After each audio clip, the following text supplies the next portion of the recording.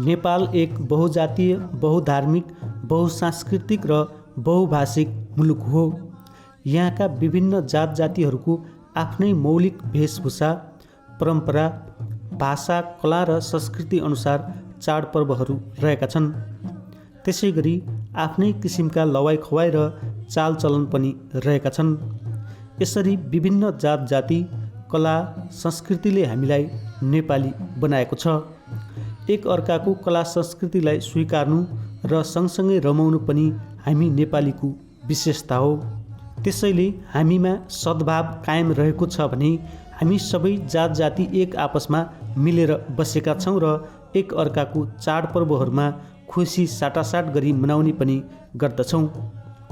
नेपालको पश्चिम तराईका बर्दिया, बाँके, कैलाली, कञ्चनपुर र दाङ जिल्लामा थारूहरूको बसोबास रहेको छ। थारू समुदायमा माघीको अति नै महत्त्व छ। थारू जात जातिमा माघी पर्वलाई 5 दिनसम्म आफ्नै परम्परा अनुसार धुमधामका साथ मनाउने गरिन्छ। अर्थात् माघी आगमन पूर्व थारू महिलाहरूले घर लिपपोत गरी सफा सुग्घर पार्ने गर्दछन्। माघी कसरी मनाउने भनेर पूर्व योजना पनि बनाउने गर्दछन्। थारू समुदायमा माघीलाई एउटा पर्व मात्र नभई नयाँ वर्षको रूपमा समेत लिने गरिन्छ। यस पर्वमा रोजगारी, जागिर गर्न घर बाहिर गएकाहरू घर फर्कने गर्दछन्। घरमा बसेर धुमधामका साथ एक आपसमा रमाइलो गरेर माघी पर्व मनाउने गरिन्छ। माघी पर्वको अवसरमा गाउँघरमा नयाँ नीति निर्माण गर्ने, गाउँको अगुवादेखि चौकीदारसम्म चुन्ने, वर्षभरिका लागि कसलाई के जिम्मेवारी दिने, घरको मूली को बन्ने, लेनदेन, घर सल्लाह लगायतका बारेमा छलफल हुने भएकोले यसलाई नयाँ आर्थिक वर्षको रूपमा समेत लिने गरिन्छ, जुन थारू समुदायमा मात्रै सीमित छ। अन्य समुदायका व्यक्तिहरूले पनि उत्तिकै साथ र सहयोग प्रदान गर्ने गर्दछन्। थारू समुदायका मान्छेहरूसँग रमाउने पनि गर्दछन्। यसले गर्दा एक अर्कामा सद्भाव पनि कायम राख्दछ। माघीको यो प्रापूर्व कालदेखि थारूहरू यसलाई नयाँ वर्षको रूपमा मनाउने, खास गरी थारूहरू पहिल्यैदेखि यो परम्परागत रूपमा माघ 1 गतेलाई नै ठुलो पर्व किन मनाइयो भन्दाखेरि माघ यस्तो समय हो जति बेला अन्नहरू घरमा भण्डारण गरिएको हुन्छ। मङ्सिर पुसमा धानहरू काटेर घरमा भण्डारण गरिएको हुन्छ र पर्याप्त अन्नहरू भएको समय हो। अन्य बेला चाहिने अन्नहरू अलि कम भएको, त्यसको अभावबाट गुज्रिएको समुदाय हो, जसले गर्दाखेरि यो समयलाई अत्यन्त सम्पन्नशाली समयको रूपमा लिने र यसलाई नयाँ वर्षको रूपमा पनि लिने र यसलाई पर्वको रूपमा सबै उहरू बसेर रमाइलो गर्ने। अब योसँग अर्को ऐतिहासिकता के पनि जोडिएको छ भन्दाखेरि जस्तै थारूहरूको गणनायक दङ्गी शरण थिए र दङ्गी शरणलाई माघ 1 गतेकै दिन दङ्गी शरणलाई चाहिने अपदस्थ गरेर थारूहरूको जुन खालको गणप्रथा थियो त्यसलाई चाहिने दमन गरियो भन्ने व्याख्याहरू पनि पाइन्छ, जसले गर्दाखेरि थारूहरू माघ 1 गते सेतो टिका लाउँछन्। चामलको सेतो टिका पिसेर, चामल पिसेर सेतो टिका लाउँछन् प्रतीकात्मक रूपमा। योसँग यसरी पनि जोडिएको छ यसको ऐतिहासिकता। र यो खास रूपमा थारूहरू अलि परिश्रम गर्ने, मेहनत गर्ने, अन्न फलाउने, माछा मार्ने, प्रकृतिसँग अलि घनिष्ठ सम्बन्ध रहेको समुदाय हो, जसले गर्दाखेरि यो माघ महिना विशेष रूपले सबैतिर सम्पन्न, हरियाली, सबैतिर राम्रो खालको माहौलमा चाहिने यसलाई नयाँ वर्षको रूपमा लिने र माघीकै दिनदेखि चाहिने बर्घरहरू चुन्ने। बर्घर भनेको यो आदिम साम्यवादी युगमा जसरी मानिसहरू आफ्नो गणमा घुम्थे, रहन्थे, झुन्डमा रहन्थे, गणप्रथा थियो, त्यसको एउटा जीवित प्रमाणको रूपमा चाहिने अहिले गाउँमा बर्घर प्रथा चाहिने रहेको देखिन्छ। र यसलाई चाहिने माघ 1 गते नै यसको चयन गर्ने, बर्घरहरू छनौट गर्ने र बर्घरहरूको चाहिने जिम्मेवारी पुरानो वर्गहरूले नयाँ निर्वाचित भएको वर्गलाई जिम्मेवारी दिने र वर्गहरूले आफ्नो समाजको नेतृत्व गर्नका लागि त्यो खालको अभिभारा लिने समय पर्यो। त्यसकारणले यो मैले भने नि डङ्गी शरण गणनायक थिए र अपदस्थ गरेर दमन गरियो, त्योसँग जोडिएको बर्गर प्रथा अहिले पनि माघ 1 गते निर्वाचित हुन्छन्। डङ्गी शरणलाई दमन गरेर अपदस्थ गरिए पनि माघ 1 गतेकै दिनदेखि नयाँ बर्गरहरू, हामी यसलाई यसरी पनि भन्न सक्छौँ कि डङ्गी शरणको नयाँ रूपमा बर्गरहरू हरेक टोलमा जन्मिन्छन् र उनीहरू निर्वाचित भएर समाजको नेतृत्व गर्छन्, आफ्नो समाजको अगुवाई गर्छन्। त्यसैले यसको ऐतिहासिकता योसँग पनि बडो गहिरो गरी गाँसिएको देखिन्छ। थारू समुदायमा धुमधामका साथ मनाइने माघीको तयारी केही दिन पहिलेदेखि नै सुरु हुन्छ। माघी आउँदा जङ्गलमा पात टिप्न जाने, दाउरा ल्याउने, जाँड रक्सी बनाउने, माछा मार्ने लगायतका कार्यहरू अगाडि नै गरिन्छ। माघीमा चामलको पिठोबाट बनाइएको एक प्रकारको परिकार ढिक्री बनाएर खाने प्रचलन छ। ढिक्री थारू समुदायमा हरेक पर्वमा फरक फरक प्रकारका बनाइन्छ। माघीमा लामो ढिक्री हुन्छ। माघीपछि समय लामो हुने भएकोले लामो ढिक्री बनाइएको थारू समुदायका अगुवाहरूको तर्क रहेको छ। अर्को तर्क अनुसार माघीमा लामो ढिक्री खाएपछि आयु लामो हुने धारणा पनि रहेको छ। ढिक्रीको परिकारहरूमा थारू समुदायको मौलिकता र पहिचान झल्किन्छ। यस्तै थारू समुदायमा पुष महिनाको अन्तिम दिन सुँगुर काट्ने गरिन्छ, जसलाई थारू भाषामा सुवर मर्ना दिन भनिन्छ।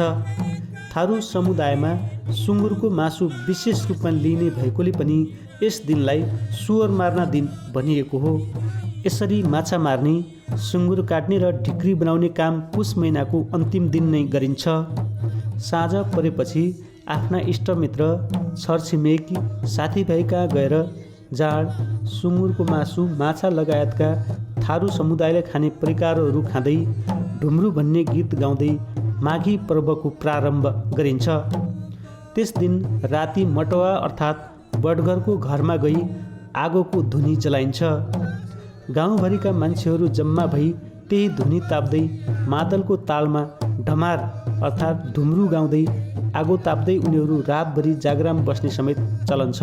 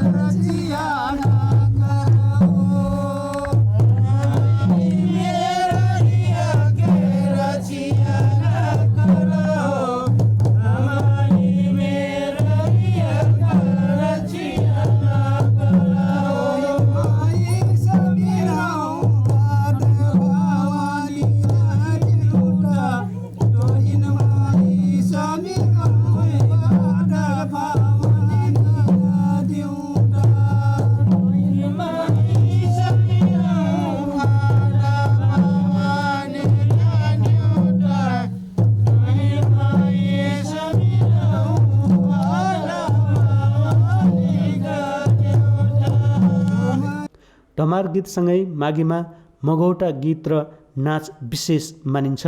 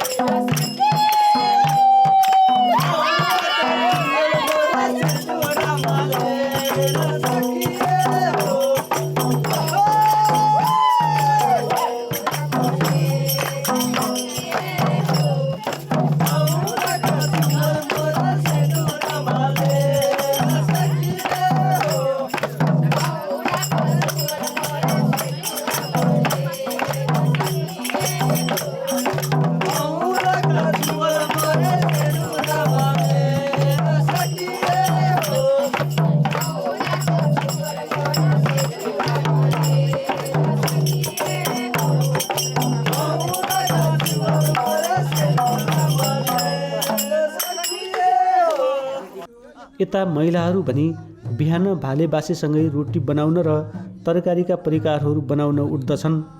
मटुवाको घरमा रातभरि धुनी तापेर जाग्राम बसेका मानिसहरू ढमार गाउँदै मादल बजाउँदै नदी, कुलो, खोला नाला, घाट, जलसागरमा नुहाउन जान्छन्।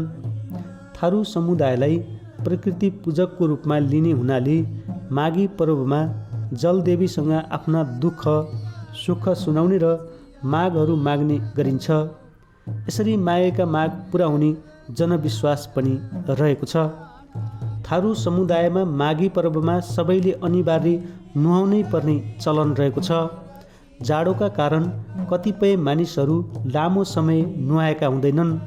उनीहरूलाई पनि थारू समुदायका नीति नियमले गर्दा नुहाउनु पर्ने बाध्यता हुन्छ। माघीमा नुहाउनाले शरीर सफा मात्र नभई विभिन्न समस्याहरूबाट बच्न पनि सकिन्छ। नुहाउँदाखेरि घाउ खटिरा लगायतका रोगहरू लाग्न पाउँदैन। यो राम्रो पक्ष मात्र नभइकन थारू जातिको संस्कारको रूपमा पनि रहेको छ। शान्तिको प्रतीकको रूपमा लिइने सेतो टीका जुन थारू समुदायमा माघको 1 गते लगाउने गरिन्छ, जुन टीकालाई थारू समुदायमा महत्त्वका साथ लिइन्छ। नुहाउन गएको बेला नुहाएर गाउँको मटुवाको हातबाट टीका लगाएर मात्र घरमा फर्किने चलन छ। सेतो टीकालाई चोखो अथवा पवित्र वस्तुको रूपमा पनि लिइन्छ। स्नान गरेर घर फर्किएपछि छुट्टा छुट्टै ढकियामा राखिएको चामल, दाल, नुन एक पसर निकाली छुट्टा छुट्टै टपरीमा राखी छोरी चेलीका लागि कोसेली निस्राउ निकाल्ने चलन छ, जसलाई थारू भाषामा निस्राउ कहर्ना भनिन्छ। त्यसै गरी थारू जातिमा तिलको आगोको पनि छुट्टै महत्त्व छ। तिलको आगोलाई पवित्र मानिन्छ र 1 गतेको दिन अर्थात् माघीको दिन तिलको आगो ताप्ने चलन छ। माघीमा विशेष गरी अन्धीको रोटी, चामलको पिठोबाट बनाइएको लामो प्रकारको ढिक्री, जाँड, सुँगुरको मासु, मेवाको अचार, आलुको चटनी लगायतका परिकार बनाएर खाइन्छ। यसरी नै दिनभरि थारू गाउँमा नाताअनुसार आफ्ना मान्यजनबाट सेवा ढोग गर्दै आशीर्वाद लिँदै स्वतन्त्र भएर माघी मान्ने गरिन्छ। यसले गर्दा समुदायमा एकता र सम्बन्ध प्रगाढ बनाउन, आपसी सहयोग र सद्भाव आदान प्रदान गर्नमा सहयोग पनि गर्दछ। यसरी माघी पर्वलाई थारू समुदायमा मेलमिलापको रूपमा पनि लिइन्छ। थारू समुदायका थारू युवा युवतीहरू माघ आउनुभन्दा पहिलेदेखि नै मगौटा गीत गाउँदै नाचेर रमाइलो गर्दछन्। नाचमा नाच्ने नचन्याले चोली, चोल्या, लहङ्गा, सड्की, नाच्दा प्रयोग गरिने कपडा लगाएर थारू गहनामा सजिएका हुन्छन्। मादले महिला तथा पुरुष जो पनि हुन सक्दछ। मादलेले मादलमा लगाइएको डोरी कम्मरमा बाँधेर मादल बजाउँछन्। गीत गाउनेहरू गीत गाउँदै झाली कस्तार बजाउँदै रमाइलो गर्दछन्। नाचमा महिला र पुरुष दुवैको उत्तिकै सहभागिता रहन्छ। यसरी प्रत्येक घर घरमा नाच्दै अनदीको झोल पिउँदै थारूहरू रमाउँछन्, जसलाई थारू भाषामा माघ मन्ना भनिन्छ।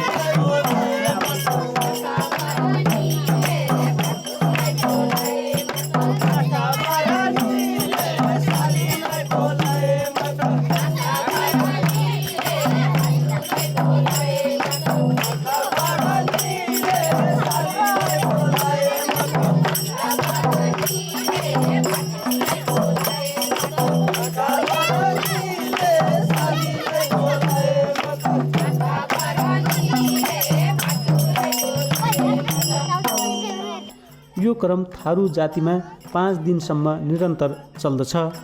यसरी थारू समुदायमा अगुवा चुन्ने नीति निर्माण गर्ने भएकोले गाउँलाई अनुशासित बनाउँछ र नियममा रहन सहयोग पनि गर्दछ, जसले गर्दा गाउँमा परम्पराभन्दा पनि समृद्ध संस्कृतिको विकासको आशा पनि गर्न सकिन्छ। यसरी समुदायमा एक आपसमा सद्भाव बढाउनका लागि एक अर्कामा सहकार्य गर्नको लागि थारू जातिमा माघी पर्वको अति नै महत्त्व छ। गाउँ की चुन्ना सवाल मना कागथा मिडिया मार्फत अनि कौनो छलफल कौनो बुद्धिजीवी सेक्टर मना छलफल कहिकन यी विषयमा कागथे कार्यक्रम जो नान करना यी संस्कृति जोगाएको लागि सब कुछ लागि पर्कन कार्यक्रम जोगाएको लागि कहिले से संभव बा नहीं कि हमार गाँव में सीमित बैठकर हमरा के करके ये चाहिँ बिस्तारै बिस्तारै हेर्ने प्रक्रियामा बा वो मारे से हेर्न जोगाएको लागि हमरा सबको क्षेत्र से हमरा भरपूर हमरा प्रयास करना जरुरी देख्छु मैं। भोज कैल छैन या नाटी नटिनेन केही संतोष आए छवा लड़का तो घर फुटले से जग्गा पैठ छाई लड़का कुछ नहीं पैठ कना हिसाबले पहले जमाना में रुपया पैसा नहीं रहला गोर से 1-2 लम्बर चामल दिखे जिना खुशी के आदान प्रदान हुईना मर माइटी घर के मन समझल वो हमार नानी नाना तोर नानी नाना हुकरा आरल कना मर कुछ भोज कैल छाई पर घर लागल बा और घर गैल बेला में कुछ कमी कमजोरी पर था कि हाम्रो थे माइटी घर से एक ठो नया वर्ष के उपलक्ष्य मन आगे पाछे नहीं कुछ पहले गोर से एक ठो निस्साउ देना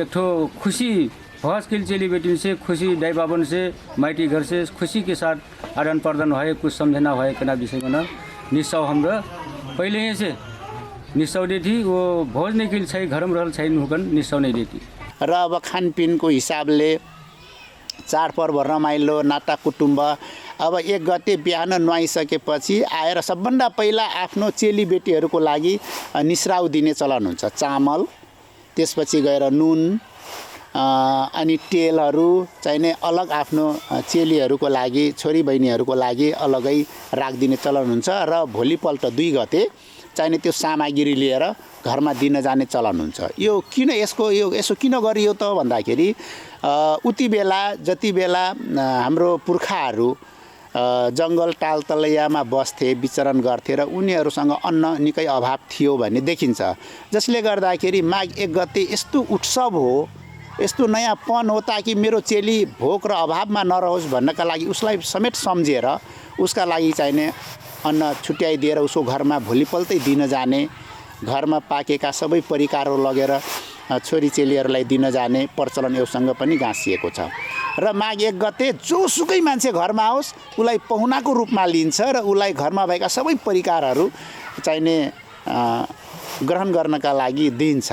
अहिले त फेरि नयाँ ढङ्गले अब चाहिने आइरहेछ। अलि पहिला कस्तो थियो भन्दाखेरि यो अब युवाहरू अलि बढी चाहिने सहरतिर जाने, पढ्ने युवाहरू पढ्नका लागि सहर गइहाल्ने, अन्य युवाहरू रोजगारका लागि श्रमिकको रूपमा सहर गइहाल्ने र गाउँ खाली खाली जस्तो हुने यस्तो खालको स्थितिमा सहरमा गइसकेपछि युवाहरू सहरको रहनपन त्यहाँको चाहिने झकिझकाउ त्यहाँको कल्चर अलि बोकेर आउने र गाउँमा त्यस्तै चाहिने डिजेहरू बजाउने अनि डान्स गर्ने पश्चिमा संस्कृति भित्रिरहेको अवस्था चाहिँ थियो। तर अहिले पछिल्लो चरणमा अहिले भर्खरै तपाईहरु देख्नुभयो त्यहाँ डिजे छैन। अब गाउँमा डिजे बहुत कम बज्छ। हेर्नुस् अब मादल बज्न थाल्यो। पुराना हाम्रा जति पनि वाद्यवादनहरू छन् मन्जिरा हैन चटकी बजाउने हर चीजहरू छ। अब त्यसको प्रयोग फेरि नयाँ ढङ्गले स्थापित हुँदैछ। त्यसैले अब हरेक चाडमा सिजन अनुसारको हाम्रो नाच गीतहरू जुन छ सांस्कृतिक चलनहरू जुन छ त्यही अनुसार अहिले चाहिने गाउँमा देखिन्छ। अब माघी आयो, अब ढुम्रु गाउने, त्यसपछि गएर रातभरि नाच्ने, मघौता गीतहरू गाउने, नाच्ने, मादल बजाउने यस्तो खालको देखिन्छ। पहिला मान्छेहरू डिजे लाएर नाच्थे, अब चाहिने मादलमा आफ्नो विगतदेखि चलिआएको प्रचलन अनुसार अहिले चाहिँ गरेको देखिन्छ। र अब हाम्रो पुर्खाहरूले बोकेर यहाँसम्म ल्याइदिएको जुन सांस्कृतिक ऐतिहासिकता छ, जुन खालको हाम्रो नाचगान, वेशभूषा, रीतिरिवाज र आफ्नो पहिचान र भाषा जुन छ, अहिले त्यो कुरामा चाहिने नयाँ युवा अत्यन्त सचेत र सुसङ्गठित तरिकाले लागेको छ र यसले अब स्थापित गर्छ भन्ने विश्वास छ। यहाँ त स्थानीय सरकारको प्रमुख पनि हुन्छ, मैले फेरि जोडेँ। हजुर, यो यहाँ प्रमुख भएको सरकारमा हजुर, थारू बाहुल्यता छ। थारूभित्र रहेको एउटा त्यो संस्कृति छ, परम्परा छ, त्यसलाई संस्थागत गर्न चाहिँ सकिँदैन? सकिन्छ, एकदम हामीले सुरुवात गरेका छौँ। अस्ति भर्खर हामी हिउँदे सभाबाट हामीले बर्गर ऐन स्वीकृत गरेका छौँ। बर्गर ऐन भनेको यो नेपालको पहिलो हो र यो ऐतिहासिक प्रथाजनित जुन चिज छ, बचेर आएको छ प्रथाहरू, त्यसलाई चाहिने कानुनी मान्यता दिने स्पिरिट हाम्रो संविधानको पनि हो। त्यो स्पिरिट अनुसार हामीले अहिले थारू समुदायमा रहेको यो बर्गर प्रथालाई कानुनी मान्यता दिने र यिनीहरू एउटा सिस्टममा यसलाई अराजकतातिर पनि जान नदिने र यसलाई लोप हुन पनि नदिने, यसको जुन ऐतिहासिक र परम्परा छ त्यसलाई जोगाउने, सुसङ्गठित गर्ने र एउटा सिस्टममा यसलाई एउटा प्रणालीको रूपमा व्यवस्थित गरेर लाने भनेर हामीले बर्गर ऐन स्वीकृत गऱ्यौँ। बर्गर ऐनभित्र टेकेर हामी के गर्छौँ भन्दाखेरि धेरै कार्यविधिहरू बनाउँछौँ। जस्तै विकास निर्माणमा बर्गरको भूमिका, सामाजिक परम्परा, संस्कृति, रहनसहन, वेशभूषा र भाषा सम्बन्धमा बर्गरको भूमिकादेखि लिएर थारू समुदायभित्र रहेको प्रथा, परम्परा, संस्कृति, वेशभूषा र भाषा, यी सबै कुरालाई सुसङ्गठित गर्ने, संस्थागत गर्ने, यसलाई जीवित तुल्याउने र कानुनी मान्यता दिने गरी हामीले यो भित्र धेरै कार्यविधिहरू बनाउँछौँ र त्यसले समेटेर गाइडलाइन दिन्छ र यसरी हाम्रो समाज सुसङ्गठित तरिकाले बढ्छ भन्ने हामीलाई विश्वास छ। त्यसको सुरुवात हामीले 12 बर्दियाबाट गरेका छौँ। मलाई लाग्छ 12 बर्दिया पहिलो नगरपालिका भयो बर्गर ऐन बनाउनका लागि र थारू समुदायमा रहेका जति पनि परम्परागत प्रथा, प्रचलन, संस्कृति, वेशभूषा र भाषा छ त्यसलाई चाहिने यसले संस्थागत गरेर लान्छ।